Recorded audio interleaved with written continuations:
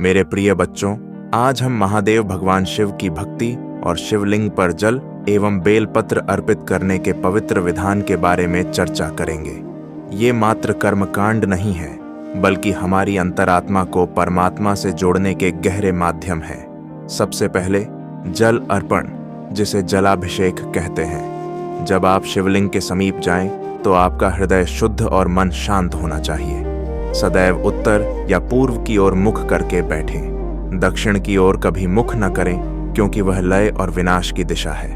तांबे, चांदी या पीतल के पात्र को धारण करें और जल को वेग के साथ नहीं, बल्कि एक पतली और निरंतर धार के रूप में अर्पित करें। यह धारा आपकी अटूट भक्ति के प्रवाह का प्रतीक है। अभिषेक का प्रारंभ आधार पर विराजमान गणेश जी और कार्तिकेय जी को नमन करते हुए करें।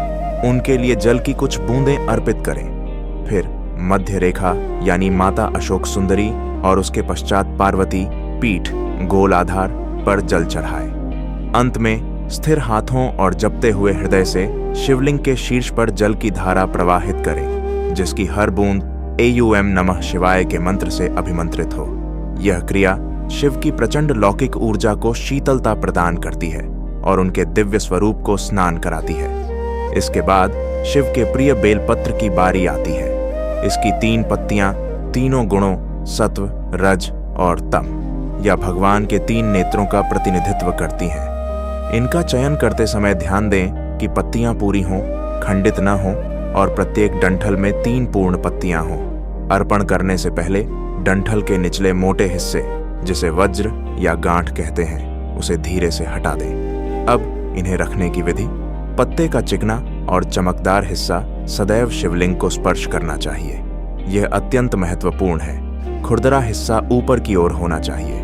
बेलपत्र की डंडी आपकी भक्त की ओर होनी चाहिए और पत्तियों का अगला हिस्सा आपसे दूर उत्तर की दिशा में होना चाहिए। जब आप प्रत्येक पत्ता अर्पित करें, तो आपका हृदय मंत्रों से या बस ओम नमः शिवाय से गूंजना चाहिए। याद रखें, ये विवरण छोटे लग सकते हैं, लेकिन इनका गहरा महत्व है। ये कोई मनमाने नियम नहीं है, बल्कि हजारों वर्षों से चली आ रही परंपराएं हैं, जिन्हें आपकी भक्ति को और गहरा करने और आपके अर्पण को ब्रह्मांडीय व्यवस्था के साथ जोड़ने के लिए बनाया गया है।